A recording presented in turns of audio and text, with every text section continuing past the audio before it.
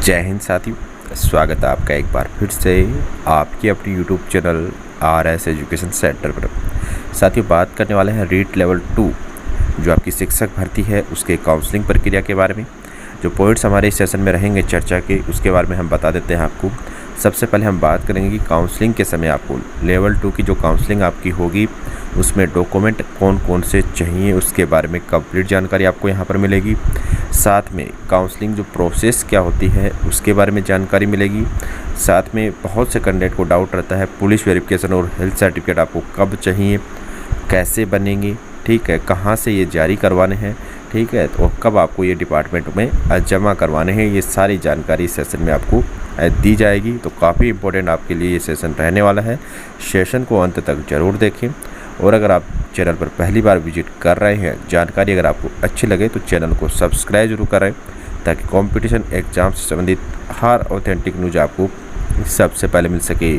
तो सबसे पहले हम बात कर लेते हैं साथियों कि आपको डॉक्यूमेंट कौन कौन से चाहिए। तो सबसे पहला जो डॉक्यूमेंट है वो आपका एप्लीकेशन फॉर्म। इस भर्ती के लिए जो आपने एप्लीकेशन फॉर्म भरा था उसका साथियों आपके पास में प्रिंट आउट ज़रूर रखा होगा। तो वो प्रिंट आउट आपको यहाँ पर काउंसलिंग के समय लेकर जाना है। इसके बाद में अगला जो डॉक्यूमेंट है वो है साथियों आपका रीट लेवल 2 का प्रमाण पत्र है। तो बिल्कुल आपके पास में लेवल 2 का प्रमाण पत्र होना चाहिए। काउंसलिंग के समय बिल्कुल आपका वो चेक किया जाएगा, ओरिजिनल आपके पास में ये होना चाहिए।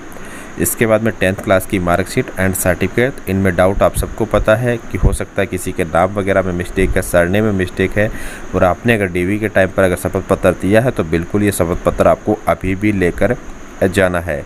इसके बाद में 12th क्लास की मार्कशीट और सर्टिफिकेट। इसके बाद में यहाँ पर साथियों आपकी ग्रेजुएशन की ऑल ईयर की मार्कशीट एंड डिग्री।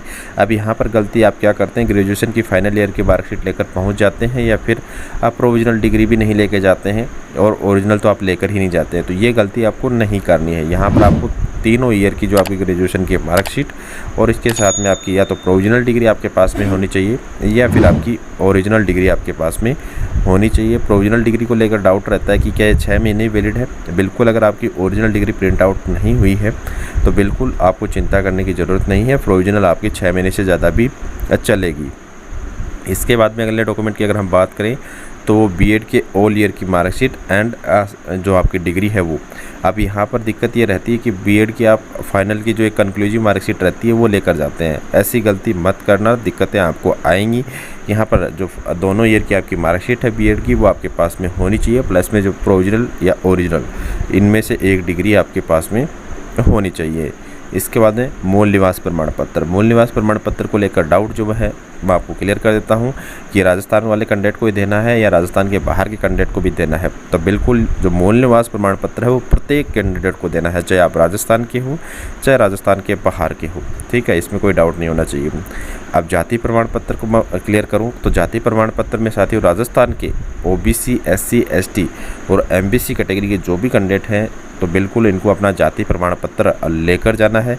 वैधता को लेकर चिंता करने की ज़रूरत नहीं है। यहाँ पर कोई दिक्कत इसमें आपको काउंसलिंग के समय नहीं आने वाली है। अगर आपने लेटेस्ट बनवाया है तो वो दी बेस्ट है। इसके बाद में आपको EWS कैटेगरी से अगर आप हैं तो EWS का अपना EWS का प्रमाण पत्र देना पड़ेगा। अब जो राजस्थान के जनरल कैटेगरी के और राजस्थान से बाहर के चाहे आप किसी भी कैटेगरी कैंडिडेट हो, अदर स्टेट के जो भी कैंडिडेट हैं उनको यहाँ पर साथियों जाति प्रमाण पत्र नहीं देना है। इसके बाद में एक आपके पास में ID प्रूफ होना चाहिए। ID प्रूफ में आपका Aadhaar card, PAN card, driving licence, passport, एक फ़ोटोयुक्त ID कोई भी हो सकती है। सबसे बेस्ट रहेगा आप अपना आधार कार्ड लेकर जाएं। इसके बाद में जो अगला डॉक्यूमेंट है वो है साथियों आपका चरित्र प्रमाण पत्र। और ये चरित्र प्रमाण पत्र आपका अंतिम शैक्षणिक संस्थान, कहने का मतलब ये है कि अगर आपने अंतिम शैक्षणिक योग्यता B.Ed ग्रहण की है तो उसका जो चरित्र प्रमाण पत्र है वो आपके पास में होना चाहिए। आपकी जो लास्ट संस्था है वो जारी करती है। अगर इससे हायर एजुकेशन आप लगा रहे हैं, अगर MA वगैरह किसी ने कंप्लीट कर रखी है और वो लगा रहा है यहाँ पर डॉक्यूमेंट उसके, तो MA का ही कैरेक्टर सर्टिफिकेट फिर यहाँ पर साथियों लगने वाला है। इसके बाद में चरित्र प्रमाण पत्र 2 राजपत्रित अधिकारी, चरित्र प्रमाण पत्र जो आपके 2 गजेटेड ऑफिसर फर्स्ट ग्रेड के टीचर हैं उनसे जारी करवा लीजिएगा। फॉर्मेट आपको टेलीग्राम पर मैं उपलब्ध करवा दूंगा। एक काम की बात आपको बता देता हूं, अगर जितने भी आपके शपथ पत्र इस भर्ती में लगेंगे काउंसलिंग या ज्वाइनिंग के समय, सारे फॉर्मेट आपको मैं Telegram channel RS education centre पर उपलब्ध करवाने वाला हूं। तो अभी टेलीग्राम पर जाकर सर्च कीजिए Telegram channel RS education centre, आपको वहां पर जो चैनल है वो मिल जाएगा, उसे ज्वाइन कर लीजिए। सारे शपथ पत्र के फॉर्मेट आपको वहाँ पर मिल जाएंगे। इसके बाद में अगला जो डॉक्यूमेंट है साथियों वो विशेष कैटेगरी, जो विशेष विडो, डाइवोर्स, स्पोर्ट्स, पीएच या फिर एक्स सर्विसमैन, इनके लिए है। तो इसमें अगर आप विडो कैंडिडेट है तो यहाँ पर आपके हस्बैंड का डेथ सर्टिफिकेट और एक ऐसा डॉक्यूमेंट जो आपके हस्बैंड से संबंध स्थापित करता हो, बिल्कुल वो डॉक्यूमेंट आपको देना होगा। इसके बाद में आपका डाइवोर्स के लिए तो डाइवोर्स की जो डिक्री होती है वो देना है, और एक जो विडो डाइवोर्स है उनको एक पुनर्विवाह शपथ पत्र भी आपको यहाँ पर साथियों देना होगा कि आपने इस तिथि तक, काउंसलिंग तिथि तक अभी तक पुनर्विवाह नहीं किया है, तो वो भी आपको देना होगा। और इसके साथ में उत्कर्ष जो खिलाड़ी हैं उनको अपना स्पोर्ट्स का सर्टिफिकेट, एक्स सर्विसमैन को अपना पीपीओ और डिस्चार्ज बुक यहाँ पर उपलब्ध करवानी है। इसके बाद में कुछ शपथ पत्र हैं जो काउंसलिंग के समय आप देने होंगे। एक तो आपको संतान संबंधी घोषणा पत्र, अभी वर्तमान में कितनी संतानें हैं आपकी, इसकी पूरी जानकारी आपको इस शपथ पत्र में देनी होगी। फॉर्मेट आपको मैं टेलीग्राम चैनल पर उपलब्ध करवा दूंगा, कोई दिक्कत नहीं है। 50 रुपये के स्टाम्प पेपर पर ये आपको देना है। इसके साथ में दहेज का जो संतान वाला है वो ओनली मैरिड कैंडिडेट को देना है, और जो दहेज वाला है वो मैरिड और अनमेरिड दोनों को देना है। तो फॉर्मेट इनके मैं टेलीग्राम पर उपलब्ध करवा दूँगा आपको। एकल महिला को इसलिए देना है कि एकल महिला वाला जो है इसमें आपको प्रायोरिटी मिलती है काउंसलिंग में। तो एकल महिला जिसकी एक बार भी यहाँ पर साथियों शादी नहीं हुई है उसी महिला को देना है, विडो और डाइवोर्स को नहीं देना है। एकल महिला सिर्फ जिसकी एक बार भी यहाँ पर शादी नहीं हुई है अभी तक, उसको देना है 50 रुपये के स्टाम्प पेपर पर, वो बनवा लें। ठीक है। शैक्षणिक योग्यता का एक सर्टिफिकेट अभी मांगते हैं कि आपकी जो वैलिडिटी है यानी जो वैधता है इनकी वो बिल्कुल प्रमाणिक है। अगर इनमें कोई भी फॉल्ट पाया जाता है तो आपकी नियुक्ति है वो निरस्त की जा सकती है। इस प्रकार आपको जो ब्यौरा है वो करके देना पड़ता है। एक शपथ पत्र 50 रुपये के स्टाम्प पेपर पर ये काउंसलिंग के समय लेते हैं, तो वो बनवा लीजिएगा। फॉर्मेट में टेलीग्राम पर आज शाम को उपलब्ध करवा दूँगा। इसके बाद में विवाह प्रमाण पत्र, जितने भी मैरिड कैंडिडेट हैं अपना विवाह प्रमाण पत्र जरूर लेकर जाए। अगर विवाह प्रमाण पत्र नहीं है तो शपथ पत्र जरूर लेकर जाए। एनओसी, अगर किसी दूसरे डिपार्टमेंट में कार्यरत हैं और इस डिपार्टमेंट में आना चाह रहे हैं तो बिल्कुल यहाँ पर आपकी एनओसी लगेगी। वो एनओसी साथियों आपने डिपार्टमेंट से अप्लाई किया होगा जब आपने इस भर्ती का फॉर्म भरा था, या फिर अगर आपने ये भर्ती का फॉर्म भरते समय यहाँ पर डिपार्टमेंट को शो नहीं किया था कि आप पहले से राजकीय सेवा में है, तो बिल्कुल यहाँ पर एनओसी आपकी नहीं मांगी जाएगी। ठीक है। इसके बाद में यहाँ पर मैं बता देता हूँ हिंदी वालों के लिए, क्योंकि हिंदी जो आपका पंजाबी, हिंदी और यहाँ पर एक सब्जेक्ट और जो आपका दे रखा है सिंधी विषय, इनका जो काउंसलिंग शेड्यूल रखा गया है वो साथियों 22 और 23 तारीख को यहाँ पर आपका काउंसलिंग शेड्यूल होगा। यहाँ पर आपको उसी समय 22 और 23 और जब काउंसलिंग होगी तो उसी समय आपके सामने एक स्कूल की लिस्ट रखी जाएगी।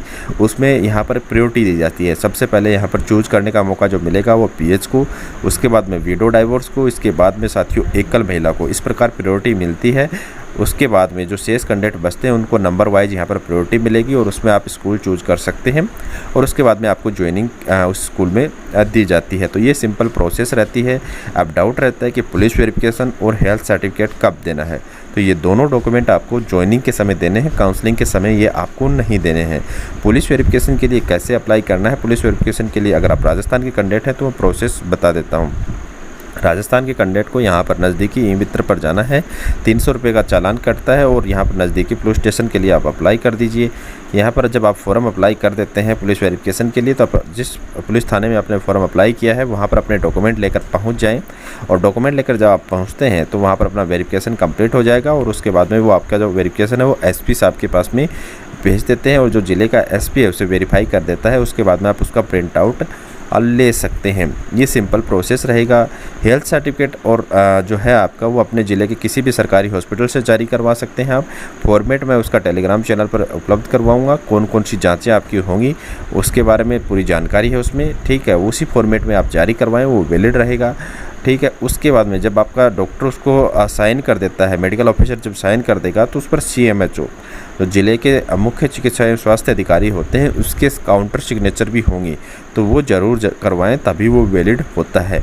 तो ये दोनों डॉक्यूमेंट आपको ज्वाइनिंग के समय देने होते हैं, और हेल्थ सर्टिफिकेट आपका नियुक्ति के आदेश के बाद का होना चाहिए। इस चीज़ का खास करके ध्यान रखें। तो ये कंप्लीट जानकारी थी साथियों रेट लेवल 2 की काउंसलिंग प्रक्रिया के संबंध में। डॉक्यूमेंट कौन कौन से चाहिए, ये प्रत्येक जो भी सब्जेक्ट आपका है उन सब में ये आपके लिए कारगर सिद्ध होने वाला है। तो आई थिंक आपके लिए हेल्पफुल सेशन रहा है। अगर ऐसा है तो बिल्कुल चैनल को सब्सक्राइब जरूर करें। मिलते अगले वीडियो में, तब तक के लिए धन्यवाद। जय हिंद।